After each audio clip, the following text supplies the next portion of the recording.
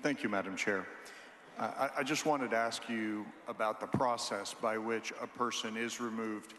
And I was listening to your explanation earlier where a person, for example, who might be in the jury wheel, ready for jury service, would be excused from jury service if they mark a box saying that they were not a citizen of the United States or otherwise not a resident of the county. And I know that we've had this issue in the past when last decade when we were doing the strict photo ID bill, this was offered up as evidence that a person was not a citizen of the United States because they had checked that box saying that they were not. What I found difficult about that situation is that you had a statement by a person that said they were not a citizen in the jury wheel, but that they were a citizen on their voter registration application. And the question to you is, does that prove dispositively one way or another that they are a citizen or not? You know, the jury wheel, they self-identify. And we're not changing the process at all. All we're doing is allowing additional notification of those situations in which someone has self-identified that they are either not a resident of the county or a citizen. At that point, do they get a letter asking them to confirm Generally one way or speaking, that is the normal process of list maintenance. And that does not change under your bill? It does not change anything under my bill. The voter would be asked then, hey, we have two conflicting statements from you. We have your voter registration card. We have your jury wheel statement. When we looked into this, I was a member of the Elections Committee.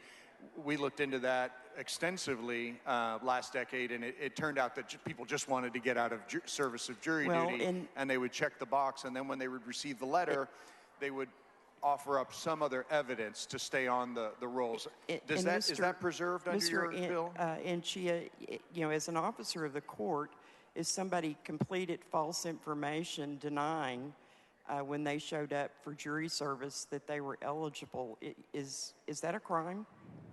No, I think that they clearly are answering something under penalty of perjury, and they could absolutely be prosecuted for that. My question is more about the process by which they would be either removed or be able to offer up some evidence showing that they were either a resident or otherwise a citizen of the United States.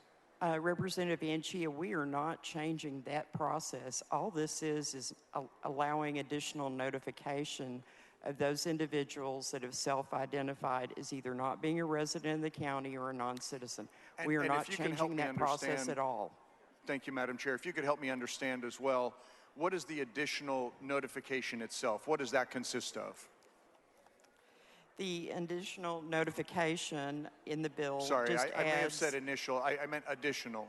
The additional notification goes to the Attorney General. They're also added and for what to that purpose? List. You know, they have statewide jurisdiction. You can have folks that could potentially be registered to vote in more than one county. And but is oftentimes when there's a referral to the Attorney General, it is for prosecution.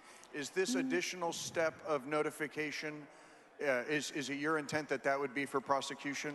Not necessarily for prosecution, but for at least someone to look at it for investigation purposes. For investigation?